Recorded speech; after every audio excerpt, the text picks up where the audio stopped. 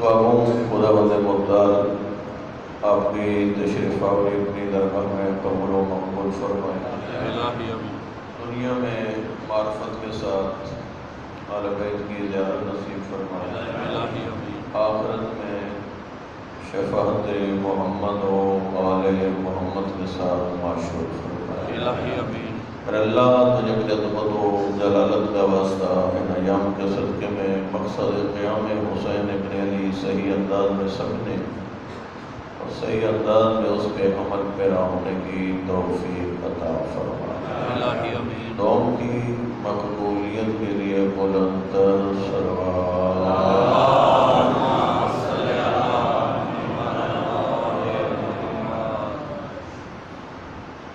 نبی توجہ ہے آپ کی میرے نبی مکرم اسلام کے دنیا سے اٹھ جانے کے بعد کسی نے اسلامی حکومت کی سرحدوں کی وسعتوں پہ ناز کیا۔ نبی مکرم اسلام کے دنیا سے اٹھ جانے کے بعد تو جو ہے میری طرف کسی نے اسلامی سرحدوں کی وسعتوں پہ ناز، کسی نے مال غنیمت کی کثرت پہ ناز کیا اور کسی نے لو لشکر کی وسعتوں پہ ناز کیا، لیکن ایک مکتب ہے جسے مکتب اہل بیت کہتے ہیں، جس نے یہ نہیں دیکھا کس دور میں اسلامی سرحدوں نے وسعت پائی، اس نے یہ نہیں دیکھا کس دور میں مال غنیمت کی جمع آوری زیادہ ہوئی، تو جو ہے میری طرف جس نے یہ نہیں دیکھا کس دور میں لو لشکر میں وسعتیں کب آئیں۔ کیوں؟ کیونکہ انہوں نے قرآن سمجھا ہے، علی سے، علی کو سمجھا تھا قرآن سے،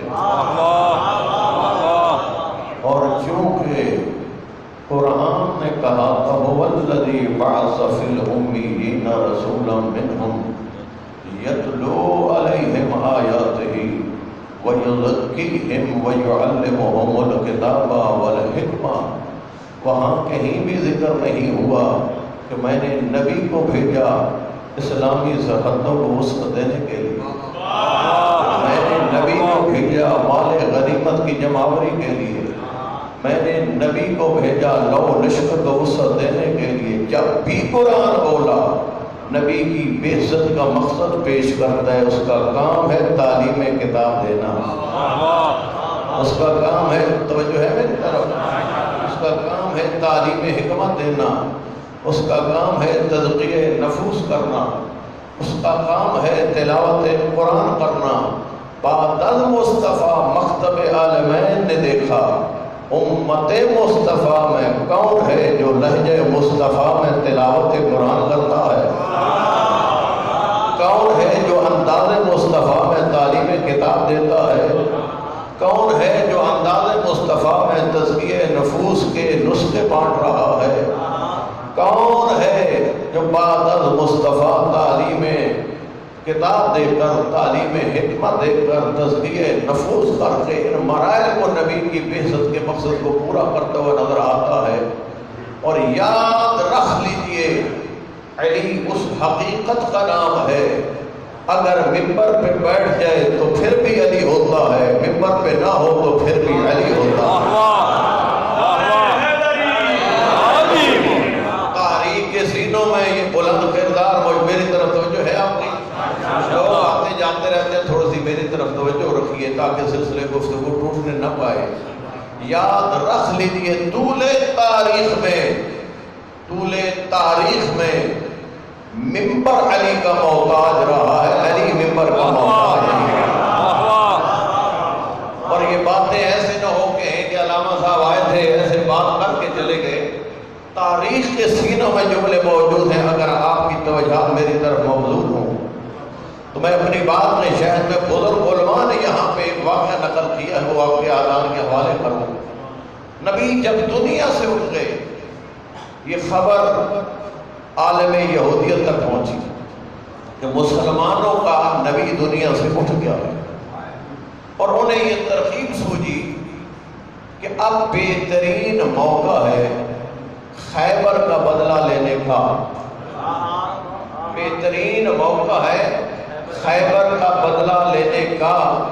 میدان کارزاں تو نہیں سجایا جا سکتا، تو ہم کم از کم اب میدان علم میں مسلمانوں کو شکست دے سکتے۔ اپنے علماء کو بٹھایا کہ سوال تیار کرو، نبی دنیا سے اٹھ گیا ہے، جا کے اہل اسلام کو سوال کر کے خاموش کرو، خاموش کر کے دنیا علم ان کو شکست دے دو۔ جی کم از کم دوسرے میدان میں شکست دینے میں ہم کامیاب ہو جائیں گے، تو جو ہے میری طرف آپ۔ اور یہاں پہ سوال بننے شروع ہوئے آسمانی کتابوں سے، تو آپ کو پتہ ہے کتنی بھی گئے گزرے ہوئے لوگ ہوں، ان میں سے کوئی ایک کا دانہ ایسا ہوتا ہے جس کی عقل کام کر جاتی ہے۔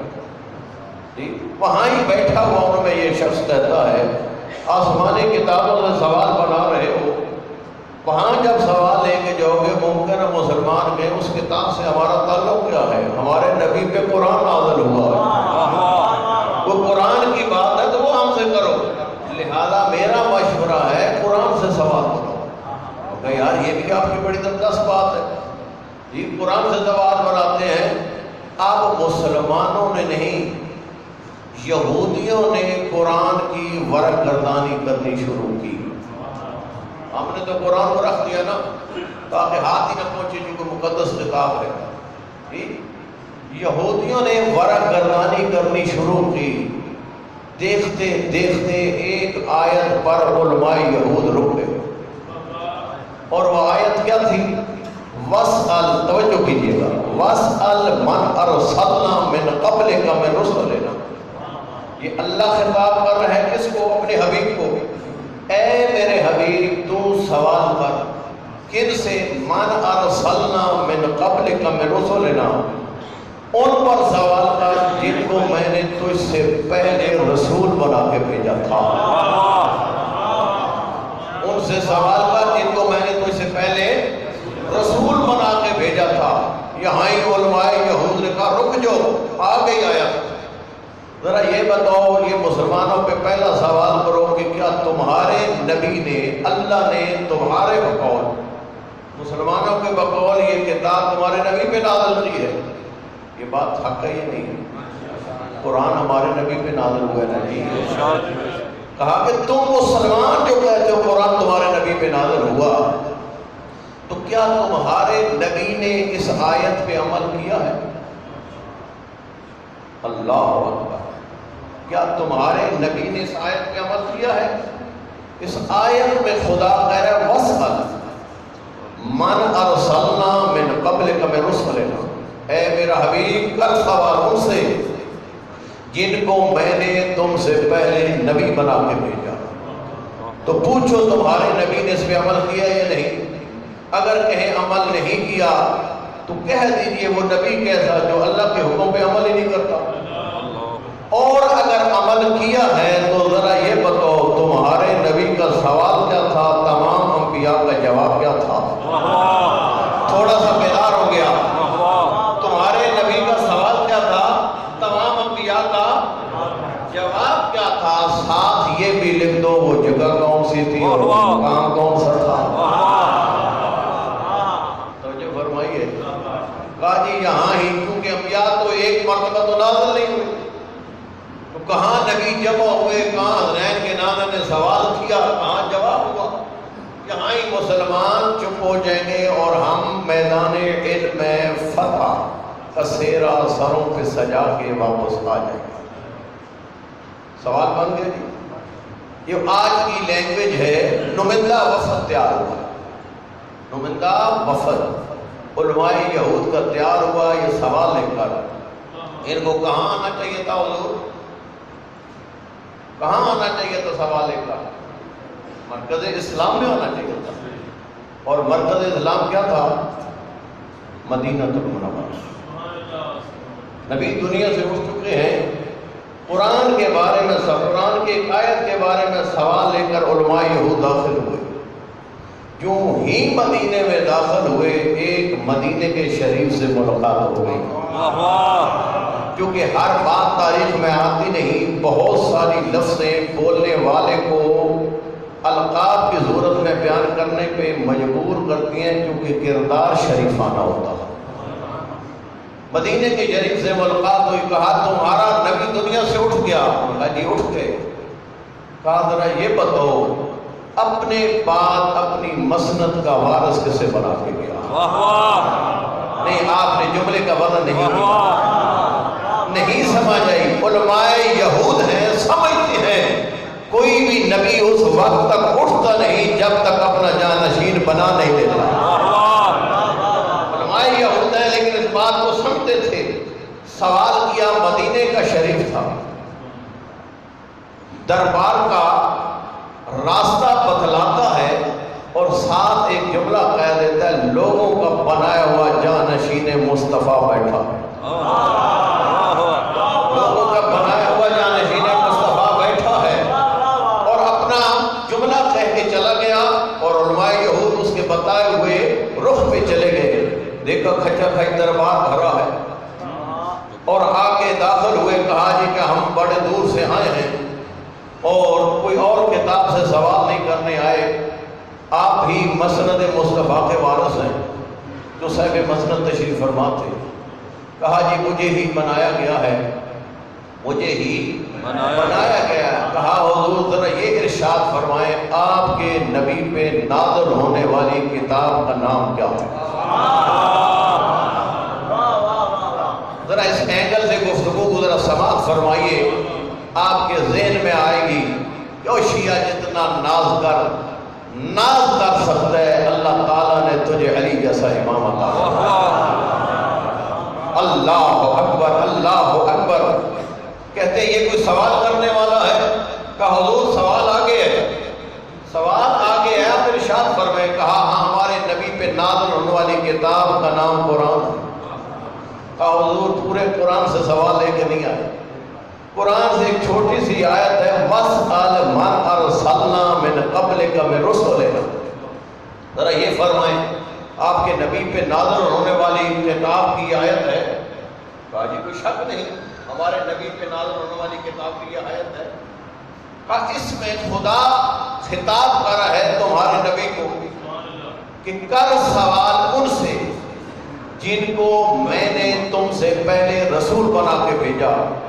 تو حضور یہ فرمائیں آپ کے نبی نے اس آیت پر عمل کیا ہے یا نہیں کیا؟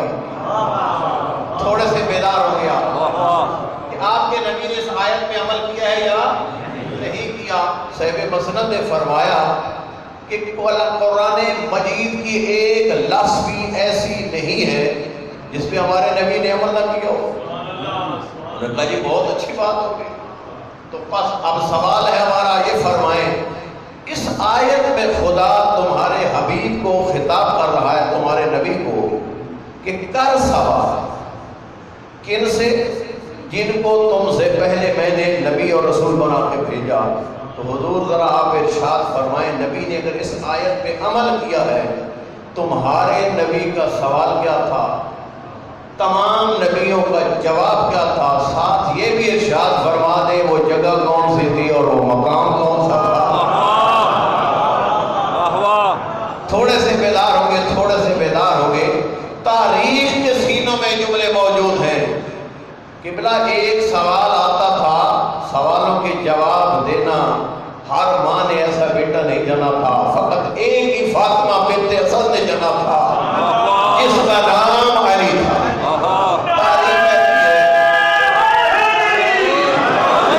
تاریخ کہتی ہے جہاں ایک سوال آتا تھا سر جھک جاتا تھا، جب ایک سانس میں یہودیوں نے 3 سوال کیے. آپ خود اندازہ لگا دیں کیا حشر وہ ہوگا. سر جھکایا صاحب مسند نے، تھوڑی دیر کے بعد سر کو اٹھایا. سر کو اٹھانے کے بعد حکم حکومتی جاری فرمایا.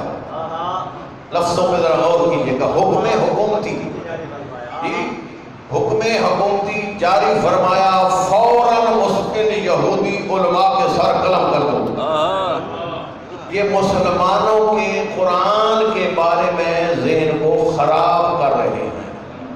کوئی بات سمجھ آ رہی ہے آپ؟ جھاگ والوں کو تو یہ جملے سمجھنے چاہیے۔ آپ کو کوئی یہ تاریخ سمجھ آ رہی ہے؟ بے جرم لوگوں کے قتل کے فتووں کا آغاز کہاں سے ہوا؟ کوئی بات تاریخ سمجھ آ رہی ہے؟ جھاگ والوں اگلا جملہ بھی کہنا اگر تم بیدار ہوتے، تھوڑا سا حالات حاضرہ کو مد نظر رکھ کے جملہ اگلا بھی سن لو۔ پوچھے نہ کوئی پوچھے کہ بطور اختیارات کا ناجائز استعمال کہاں سے ہوا؟ اختیارات کا ناجائز استعمال کہاں سے ہوا؟ یہاں سے تاریخ ملے گی۔ اتنا تاریخ ہے کہ ادھر سے حکم حکومتی جاری ہوا اور اسی بھرے ہوئے دربار میں علی کے ہاتھوں کا پلا ہوا ابن عباس اٹھا۔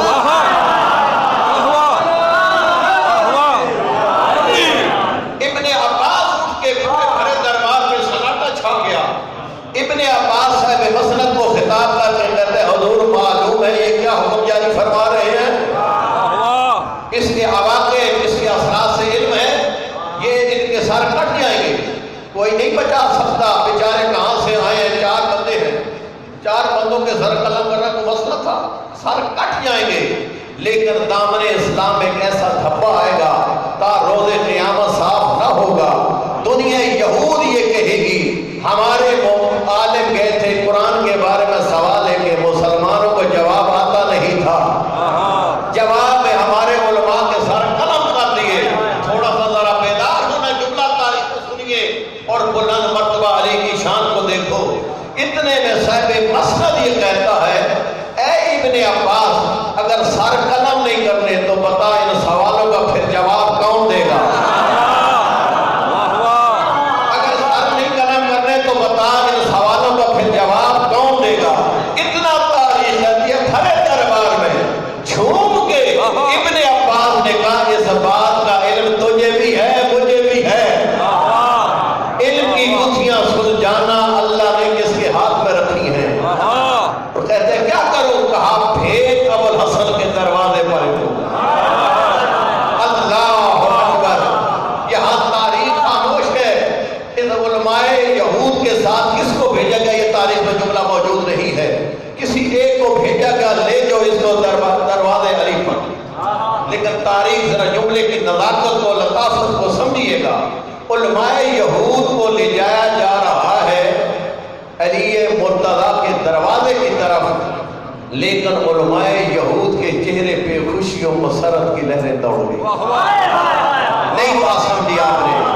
علماء یہود کے چہرے پر خوشی و مسرت کی لہریں دوڑ گئی۔ کیوں؟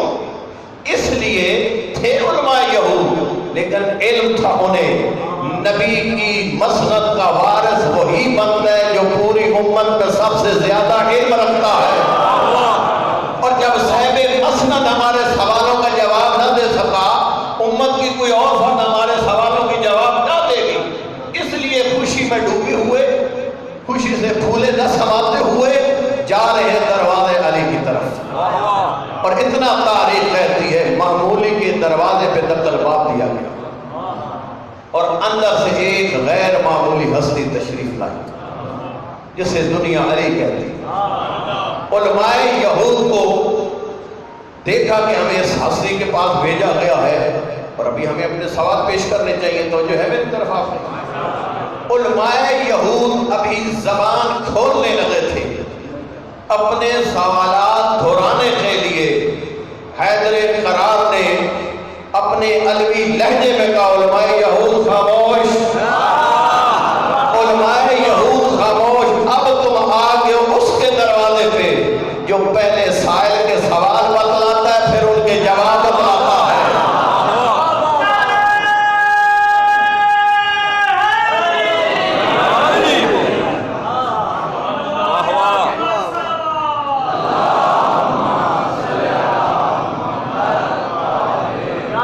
تم آگے اس ہستی کے دروازے پہ جو پہلے سائل کے سوال بتلاتا ہے پھر اس کے جواب بتلاتا ہے۔ اگر آپ کی توجہ ہوتی تھی، تو یہاں پہ میں ایک جملہ علماء یہود کو خطاب کر کے کہنا چاہتا ہوں۔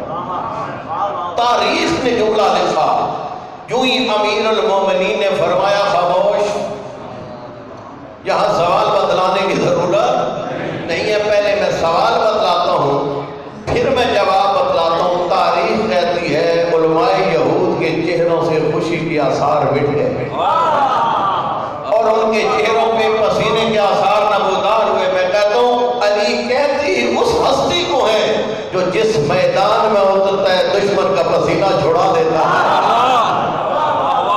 اور میں کہوں گا اے علماء یہود، آج آ گئے ہو اس علی کے دروازے پہ جو پوری زندگی یہ کہتا ہوا دنیا سے اٹھ کے لو سونے دل الوسادہ ہو قد حکمت بین اہل التوراۃ بتوراتہم وبین اہل الانجیل بانجیلہم وبین اہل الفرقان بفرقانہم حتی ینطق کل کتاب۔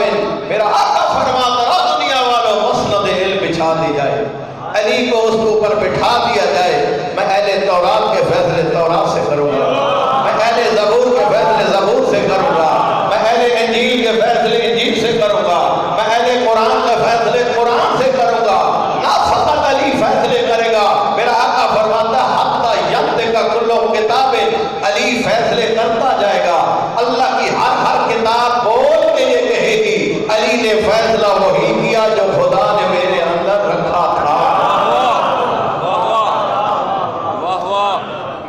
اب میرے آقا فرماتے ہیں علماء یہود، تم آئے ہو قرآن کریم کی ایک چھوٹی سی آیت کے بارے میں سوال لے کر، اور تمہیں جب خبر ملی ہے کہ ہمارے نبی دنیا سے اٹھ گئے اور تمہیں شکست خیبر برداشت نہ تھی اور تمہارے اندر جذبہ انتقام آیا اور تم نے کہا میدان علم میں جا کر مسلمانوں کو شکست دیتے ہیں، اور پھر ہماری کتاب کی ورق گردانی کرتے کرتے اس آیت پہ رک کے تم نے سوال بنائے ہیں۔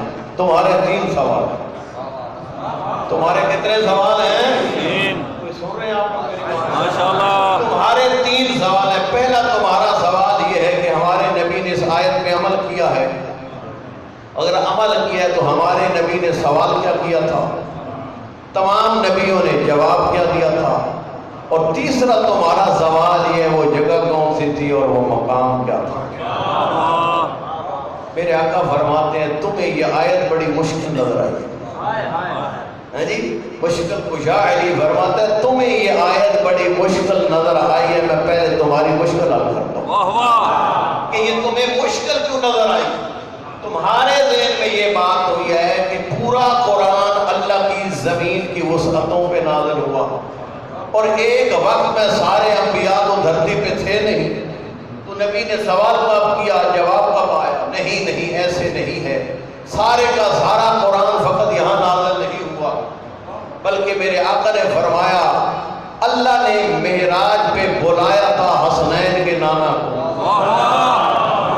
براق کی سواری تھی، حسنین کا نانا سوار تھا، حسین سفر جاری تھا، جبریل کا ساتھ تھا، آسمانوں کے سفر طے تھے، ایک منزل آسمان آئی، حکم پروردگار ہوا میرے حبیب سواری کرو، حکم پروردگار سن کر نبی مکرم اسلام رکے، اپنی سواری سے اترے، حکم پروردگار ہوا، تمام انبیاء کی توجہ ہے میری طرف، تمام انبیاء کی یہ حسرت رہی ہے میرے ہمارے پروردگار پوری زندگی میں دل چاہتا ہے تجھے ایک سجدہ کرے لیکن تیرے حبیب کی اقتداء میں کرے، پوری زندگی میں تجھے سجدہ کرے لیکن تیرے حبیب کی اقتداء میں کرے۔ آج نمازیں با جماعت ہوگی، حسنین کا نانا پڑھائے گا، سارے انبیاء نماز پڑھیں گے،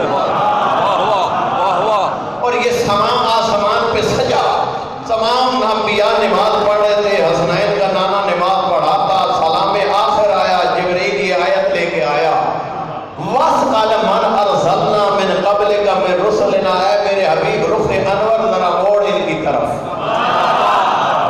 اور ان سے یہ تو پوچھ، اے انبیاء الہی، خدا نے تمہارے سروں پہ یہ جو تاج رسالت سجایا، تمہارے سروں پہ یہ تاج نبوت سجایا، آیا تاج نبوت اور رسالت سجانے سے پہلے تم سے کوئی اقرار بھی لیا تھا یا نہیں لیا؟ کوئی تمہارے سروں پہ تاج نبوت اور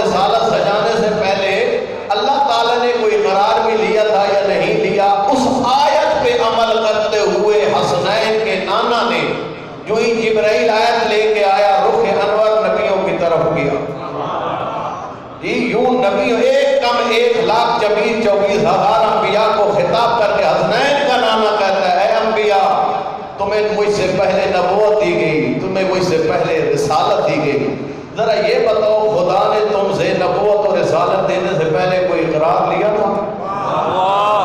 سوال سمجھ آ رہے کہ تم سے اقرار لیا تھا؟ 1,24,000 انبیاء نے مل کر 1,24,000 انبیاء نے ایک زبان یہ جواب دیا اے حسنین کے نانا جب تک خدا نے ہم سے 3 اقرار لے نہیں لیے اس وقت تک نہ ہمارے سروں پہ تاج نبوت سجایا نہ تاج رسالت سجایا۔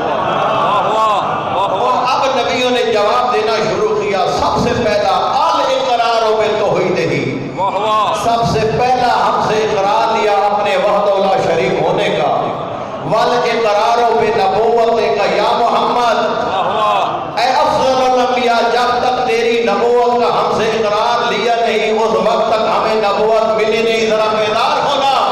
میرا آقا علی فرماتا ہے تمام انبیاء نے حسنین کے نانا کو کہا والاقرار بولایت علی ابن ابی طالب، جب تک ہم نے علی کی ولایت کا اقرار کیا نہیں اس وقت تک نبوت ملی نہیں۔ میرا آقا علی فرماتا ہے علماء یہود جس نبی کی نبوت کا اقرار کر کے نبی نبوت کے منصب پہ فائز ہوئے وہ حسنین کا نانا دنیا سے اٹھ گیا ہے، اور جس کی ولایت کا اقرار نبیوں نے کیا اس ولایت کا مالک علی تمہارے سامنے کھڑا ہے۔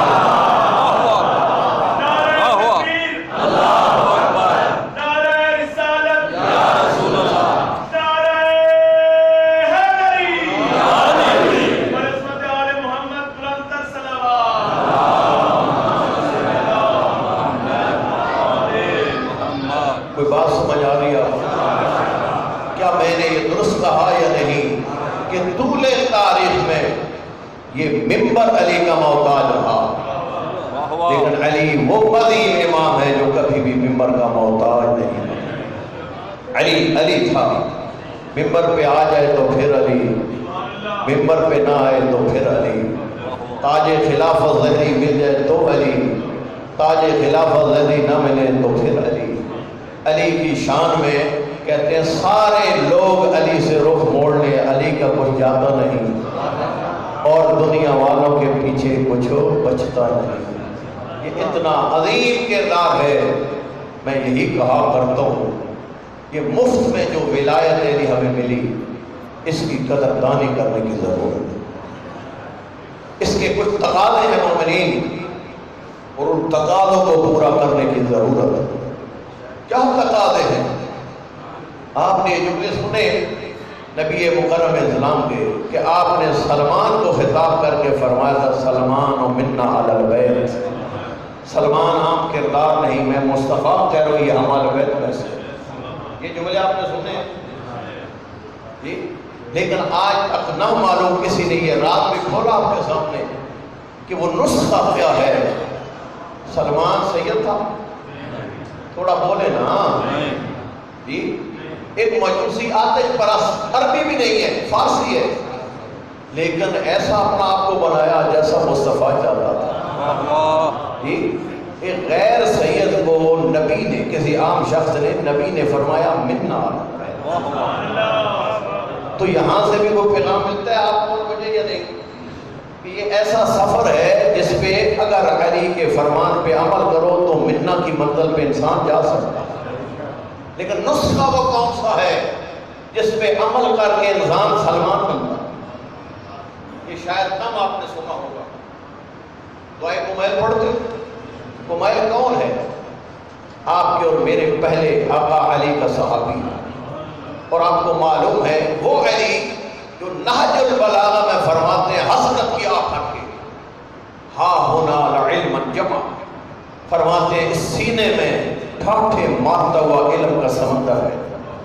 علی کو اس علم کو تحمل کرنے والا کوئی ظرف نظر نہیں آتا جی، جو تحمل اس علم کو کر سکے، برداشت کر سکے اس علم کو، اور یہ میں معرفت اس کے دل میں ڈالوں گا۔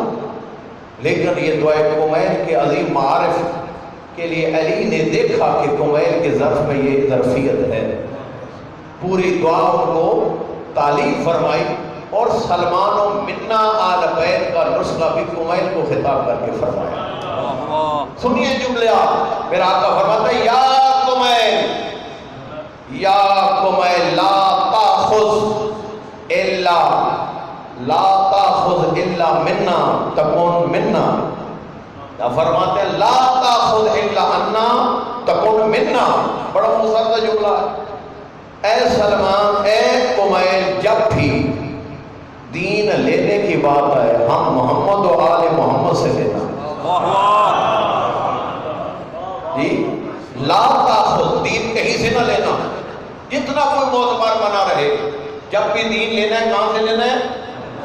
ہم محمد و آل محمد سے لینا، تکون منا، تو پھر کیا ہو جائے گا؟ ہم میں سے ہو جائے گا، ہم میں سے ہو جائے گا۔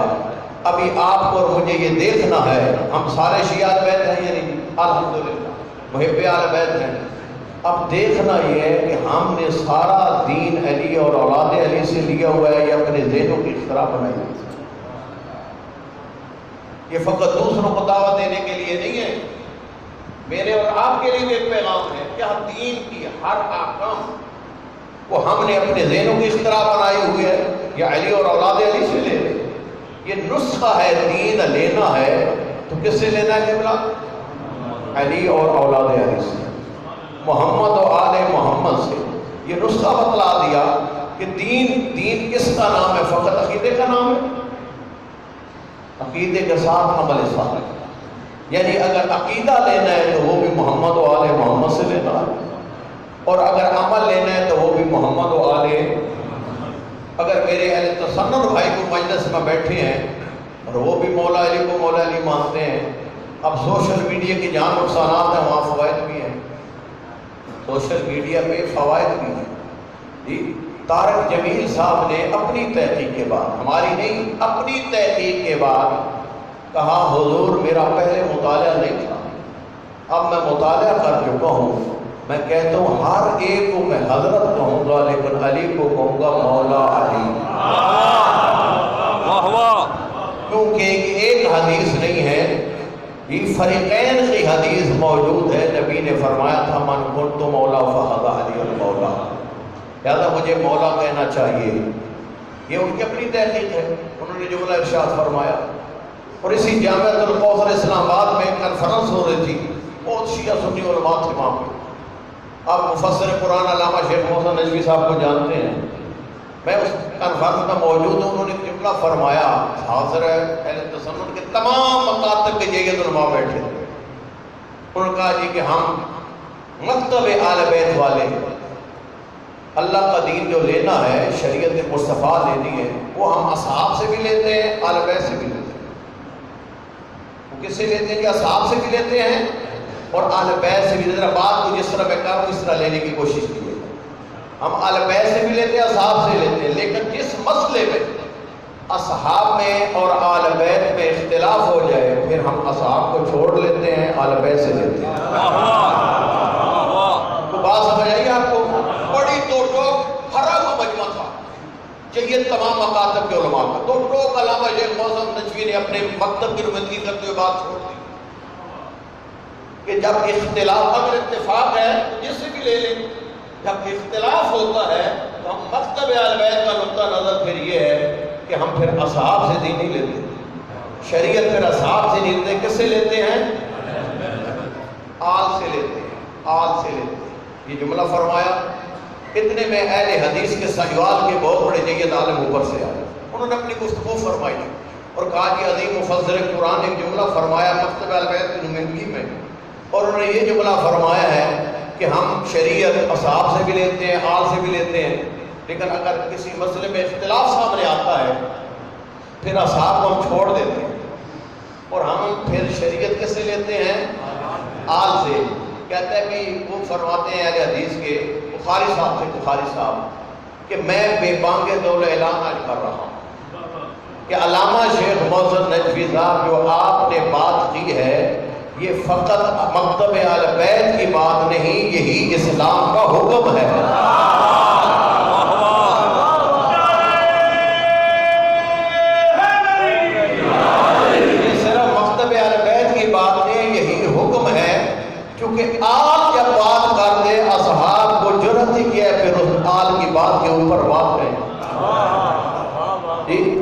کیونکہ آقا اور غلام کی بات کا کوئی موازنہ نہیں ہوتا جی.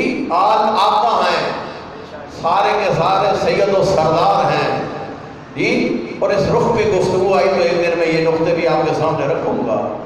اور اصحاب جو کچھ بھی ہیں غلاموں کی صفت جی, بات سمجھ آئی ہے. آج یہ حقائق چھوڑ رہے ہیں, لیکن ہمیں اتحاد اور وحدت کی فضا کو قائم رکھنا ہے.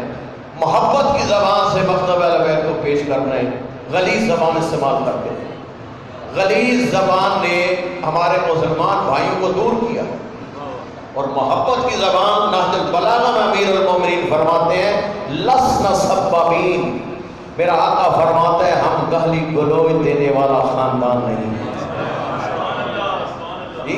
اور جنگ صفین میں سنو جملہ, جنگ صفین میں دونوں طرف سے لشکر کلمہ گو تھے دونوں طرف, اور کچھ لوگوں نے کہا, جناب عمار نے کہا اگر مجھے حکم دے میں کو واضح و نصیحت کروں شاید ان کی کوئی بات سمجھ پاتی ہوں. گئے کہیں اور اتنا تاریخ لکھتی ہے, اور انہوں نے کہا کہ او صفین والو, او شام والو, تمہیں معلوم ہے تمہارے سامنے کون کھڑا ہے؟ خاموش. کہا کیا وہی نہیں کھڑا جس کے بارے میں نبی نے فرمایا تھا الحق مع علی و علی مع الحق, اللہم اذر الحق حیث ما دار علی. یہ حدیث جب پڑھی مولا علی کا نام آیا, اور شامیوں کا وطیرہ یہ تھا کوئی انکار کرے سوشل میڈیا پہ 100 دفعہ کرے, شیعہ سنی کتابیں بھری پڑھی ہیں 70 سال تاکہ باتیں نماز میں سب و شرط علی ابن ابی طالب پہ کیا گیا. حاکم شام نے یہ رسم ڈالی. جب یہ کہا تو شامیوں نے اپنا کام شروع کر دیا. آپ کا کیا خیال ہے, ذرا سوچیں اس منظر کو. آپ کھڑے ہوں, آپ کے سامنے آپ کے مولا و آقا پہ سب و شرط کو شروع کر دیا, کیا حال ہوگا آپ کا؟ وہ بھی تو علی والے تھے جی. غیظ و غضب میں آئے, غیظ و غضب میں آ کر جملے سنے تاریخ کے. علی والوں نے شامیوں کی زبان میں شامیوں کو جواب دینا شروع کیا. جملہ سن رہے ہو میرا؟ شامیوں کو لب و لہجے میں اتنے ہی ممبر میں جملہ کہہ سکتا ہوں, شامیوں کے لب و لہجے میں علی والوں نے جواب دینا شروع کیا. اور یہ آواز کس کے کان سے ٹکرائی؟ مولا علی کے کان سے ٹکرائی. مولا علی کے کان سے جب یہ آواز ٹکرائی, مولا علی نے فوراً اپنے ایک سپاہی کو کہا جاؤ فوراً کو واپس بلا کے لاؤ, فوراً ان کو واپس بلا کے لاؤ. جب واپس بلایا گیا میرے آقا نے فرمایا یہ کیسا تم نے لب و لہجہ اختیار کر رکھا ہے؟ کہا آقا ہم ہیں آپ کے عاشق. سنا تھا شامی یہ زبان استعمال کرتے ہیں, آج تو ہم سامنے کھڑے تھے, ہمارے سامنے انہوں نے ایسا لب و لہجہ اختیار کیا. جب یہ عذر پیش کیا نا عاشقوں نے, کیا مجبور ہو گئے, تو مولا علی نے وہاں پہ اپنے ساتھیوں کو جملہ صفین کے میدان میں کہا, لیکن رہتی دنیا تک شیعہ جنگ میں ہے, پاکستان میں ہے, عراق میں ہے, جس ملک میں بھی ہے, شیعوں کے لیے ایک رہنمائی اصول علی نے دے دیا. سنو میرا آقا ایک ہی جملہ فرماتا ہے, مجھے ذرا یہ بتاؤ وہ نمائندے کس کے تھے, تم نمائندے کس کے تھے؟ اللہ اکبر. وہ نمائندے کس کے تھے؟ وہ جس کے نمائندے تھے انہوں نے اس کی زبان استعمال کرنی تھی. تم نمائندے ہو علی کے, جہاں سے تہذیبوں نے جنم لیا.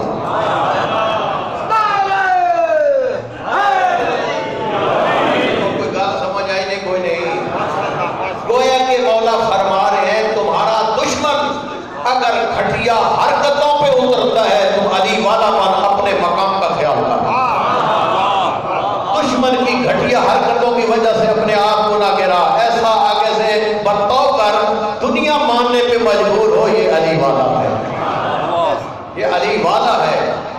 واقعاً بس اتنا ہی کہنا تھا, اور یہی میری کوشش ہوگی طول اشرف میں یہاں پہ آپ کے دلوں میں سرور ڈالا جائے فضائل امیر کے ساتھ. وہاں پہ علی مرتضیٰ کے مکتب کی 2 باتیں بھی آپ کے اذان کے حوالے کیجیے. توجہ ہے میری طرف؟ بس آپ کو معلوم ہے کہ ایام جا رہے ہیں, بیان کیا جاتا ہے علی و بطول کی بیٹیوں نے مدینہ چھوڑا. یہ مجلسیں, یہ جو مجلسیں آپ کرتے ہو نا, یہ روایت نہیں, رسم نہیں, یقین کریں مراج اعظام مجتہدین کی زبان سے جملے میں نے سن رکھے ہیں قوم کی سرزمین پہ، کوئی اتنی پسند ہے نا یہ مجلس زہرا سید بطول کو، یہ جملہ میں نے کسی عام عالم سے نہیں، عظیم معلم اخلاق تشریف فرمائے ہیں آیت اللہ مظہری، جو علماء اور مجتہدین کو درس اخلاق دیتے ہیں، ان سے قوم کی سرزمین پر میں نے جملہ سنا۔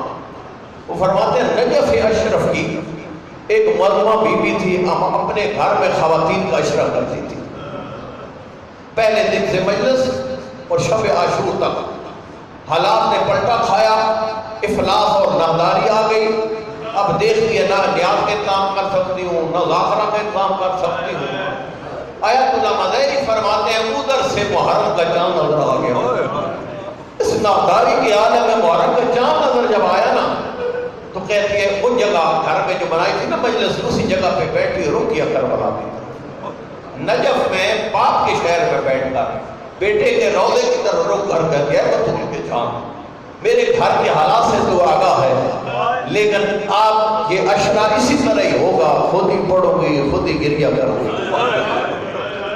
لیکن آیت اللہ مظہری کہتی ہے، وہ کہتی ہے میں نے پہلے دن رقیہ کربلا کی طرف جس طرح بعض آخرین پہلے دن مصائب پڑھتے ہیں اسی طرح مصائب پڑھ کے زار و قطار ہو رہی ہے، اور اپنے آنسو صاف کرنے کے بعد جب اٹھتی ہے نا کیا منظر دیکھتی ہے، ایک سیاہ برقعے والی بی بی اس کے گھر سے نکل رہی ہے، ایک سیاہ برقعے والی بی بی اس کے گھر سے نکل رہی ہے، کہتی ہے میں نے اپنے اوپر سوال کیا، میں نے کوئی اعلان نہیں کیا تشریح کا، شاید پچھلے سالوں کی طرح اس کو خبر ہو اس دفعہ بھی پرام ہے، یہ بیچاری آ گئی ہے جی، اور بڑا عجیب وقت ہے، ایک عزادار ہے، میں اس کی کوئی خدمت نہیں کر سکتی۔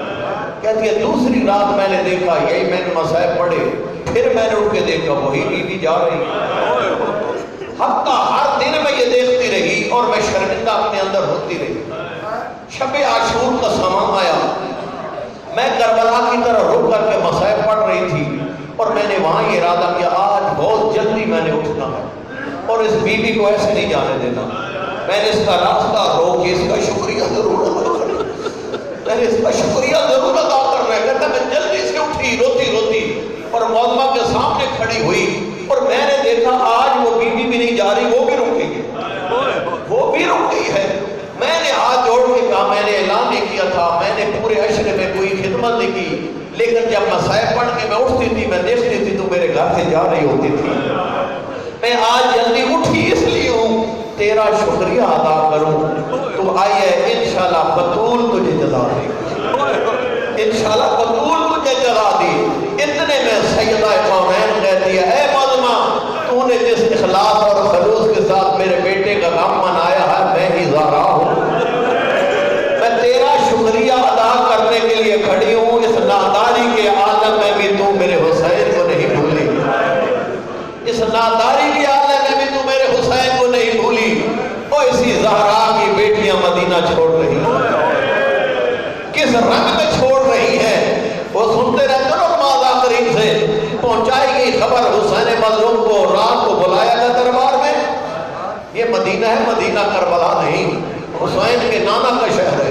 پھر آقا کہتا ہے جاؤ میں آتا ہوں، گھر سے جب نکلا نا حسین دربار کے لیے، تاریخ کا جملہ ہے 33 یا 35 کڑی الجوان، اللہ اکبر۔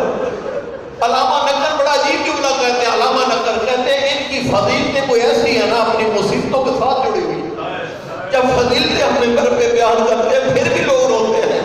میں نے تو علامت حسین کہی ہے مدینہ ہے، نکلا ہے گھر سے دربار مدینہ کے لیے، ساتھ عباس و اکبر محمد حنفیہ مسلم بن عقیل جیسے 35 جوان ساتھ ہیں، میں کہوں زہرا کا چاند تیری کیا شان ہے، واقعی ایک شان ہے تیری، تیرے زیادہ سے جوان ہونے چاہیے، لیکن تاریخ کا یہ راستے میں میرا آقا کہتا ہے تمہیں معلوم ہے میں نے جنگ نہیں کرنی، تمہیں معلوم ہے عباس و اکبر مسلم بن عقیل محمد حنفیہ میں نے جنگ نہیں کرنی، میں نے نانا کی شریعت بچانی ہے، میں نے اللہ کا دین بچانا ہے۔ دربار مدینہ آ گیا، میرے آقا نے فرمایا رک جاؤ، میں اکیلا جاؤں گا کیونکہ مجھے اکیلا دربار میں بلایا گیا ہے، اور فرمایا اگر کوئی مشکل وقت آئے گا میں سزائے تکبیر بلند کروں۔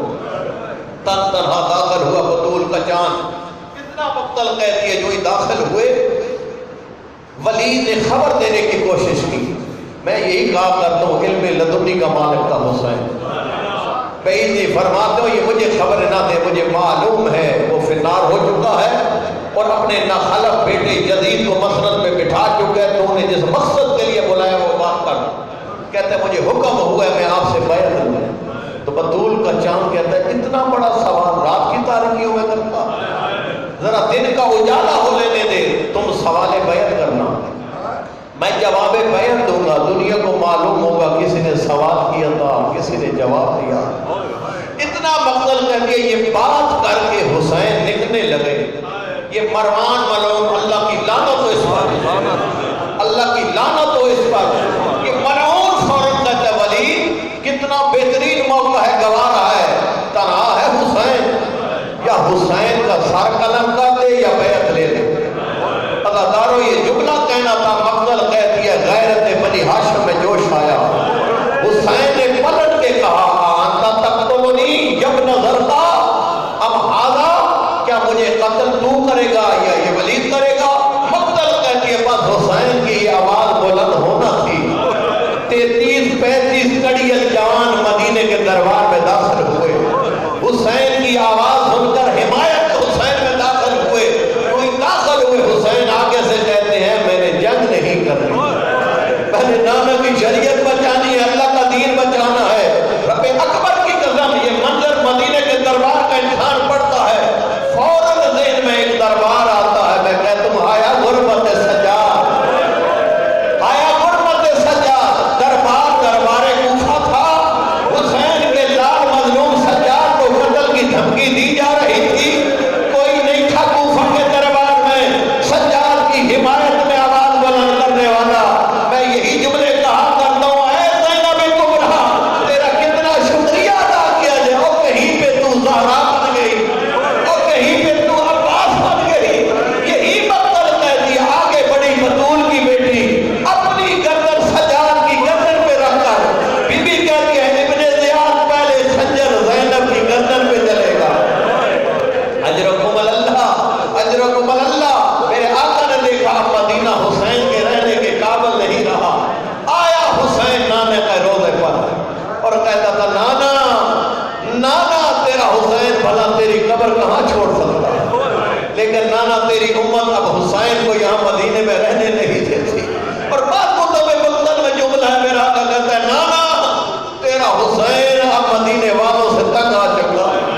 میں کہتا ہوں آل بیت کی عجیب قسمت تھی، یہ بیٹا ہے تو مدینے والوں کا شکوہ کرنے والا، اور اگر ماں تھی تو وہ بھی مدینہ والوں کا شکوہ کرنے والی۔ بیٹا کہتا ہے میں تنگ آیا ہوں مجھے بلانا نہ، اور ماں تھی تو کہتی تھی اللہم اجل وفاتی، اے میرے اللہ کو جو زہرا کو جلدی موت دے دے۔ اتنا جملہ ہے، ماں نانا سے الوداع کہہ کے ایک اور قبر کا رخ کیا حسین نے، لیکن اس لطافت کو سمجھیے کہ اگر گریہ کرنا ہے، کہتے ہیں جس طرح یہ عجیب جملہ ہے اردو کا، جس طرح کم سن بچہ دودھ پینے کے لیے ماں کی طرف لپٹ لپٹ کے جاتا ہے، جس طرح کم سن بچہ ماں کا دودھ پینے کے لیے لپٹ لپٹ کے جاتا ہے، اس قبر کی طرف حسین اس طرح جا رہا تھا۔ اور تعارف کر رہا ہوں اس قبر کا، یہ وہ قبر ہے، نہ معلوم کتنے حاجی بیٹھے ہو، نہ معلوم کتنے عمرہ کر کے بیٹھے ہو، جب ہم یہاں سے جاتے ہیں نا مدینہ، یقین کرے دل میں حسرت ہوتی ہے جائیں تو وہ قبر کا نشان تو دیتے ہیں، لیکن رب اکبر کی قسم پورے مدینے کی گلیوں میں یہ نگاہیں ڈھونڈتی جاتی ہے کہاں ہے مظلومہ زہرا کی قبر، اور عزادارو حاجیوں کو زہرا کی قبر کا نشان نہیں ملتا۔ پورے مدینے میں کوئی کہتا ہے جنت البقیع، کوئی کہتا ہے زہرا کے گھر میں، کوئی کہتے ہیں روضہ رسول میں، زہرا کی قبر کا نشان نہیں ملتا۔ حاجی جو حسرت لے کے جاتا ہے وہ حسرت لے کے پلٹ آتا ہے۔ اتنا مقتل کہتے ہیں حسین اس قبر کے پاس عجیب رنگ میں آیا۔ میرے پاس تو یہ روایت کا جملہ ہے، ماں کی قبر کے پاس آ کے حسین جس طرح کم سن بچہ ماں کے ساتھ لیٹتا ہے، حسین یوں کر لیٹا اور قبر کو آغوش میں لے کے کہتے ہیں اماں بھلا حسین تیری قبر چھوڑ سکتا ہے، اماں بھلا حسین تیری قبر چھوڑ سکتا ہے، لیکن تیرے بابا کی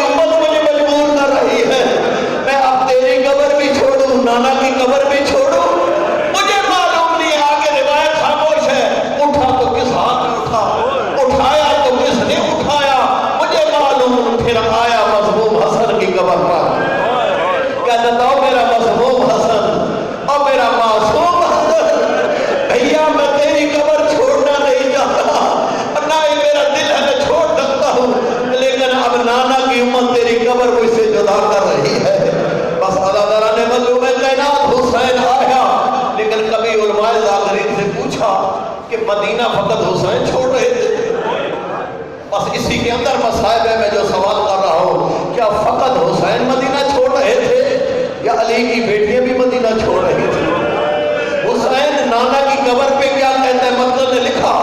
حسین ماں کی قبر پہ کیا کہتا ہے مقتل نے لکھا. حسین حسن کی قبر پہ کیا کہتا ہے لکھا.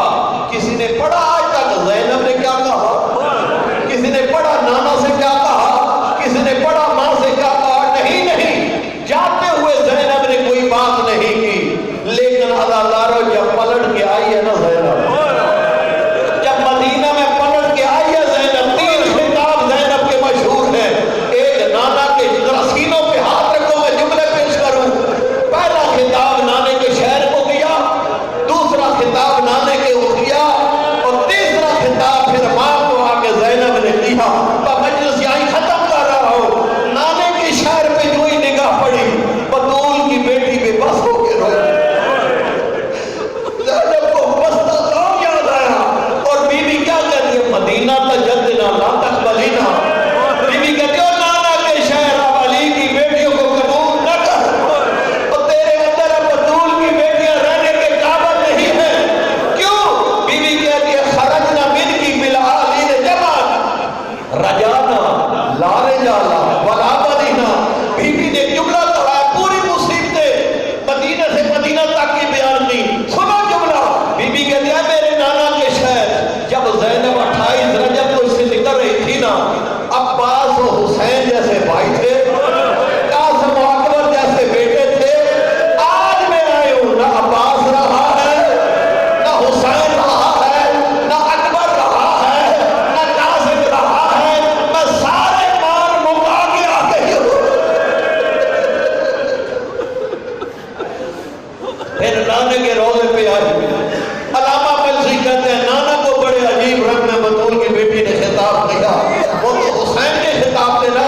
اب سنے، بی بی نے ایک جملہ کا اپنی ساری مصیبتیں بیان کر دی. بی بی کہتے ہیں یا رسول اللہ بعد سونے سارت عیون الناس ناظرۃ الینا. بی بی نے کہا نانا تجھے بتاؤں جب میرے بھائی مارے گے میرے ساتھ کیا ہوگا؟ بی بی کہتی ہے نانا تجھے بتاؤں جب کربلا میں میرے بھائی مارے گئے، بھتیجے مارے گئے، بیٹے مارے گئے، میرے ساتھ کیا ہوا؟ بی بی نے ایک ہی جملہ کا مدینے کو تڑپا کر رکھ دیا. بی بی کہتی ہے نانا میں اتنا فقط بتاتی ہوں، غیر محرموں کی نگاہیں تھی، تیری بطول کی بیٹیوں کے سر ننگے تھے. تیسرا جملہ کہوں آپ کی ذات تمام کروں. فطرت مستور قبلہ، وہ درد جو اپنی بہنوں سے بی بی بیان نہیں کرتی، وہ درد جو اپنے وارث سے بیان